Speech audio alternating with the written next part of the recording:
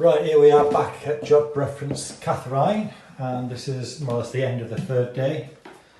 So as you can see, the old bathroom suite has gone. All the first fix is ready. So there's a new feed for the basin there. The basin used to be there. There used to be a cast iron bath here that was too heavy to try and lift down, so that's been smashed up. The first fix is ready now. These are the feeds for the shower, which is there and there. All this is ready for grouting tomorrow. The new feed for the toilet is there.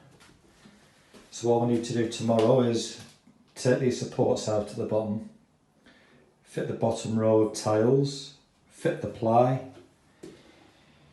and then it's ready more or less for the floor layers in a couple of days. So all in all, yeah, not too bad. I'll see you in the next video.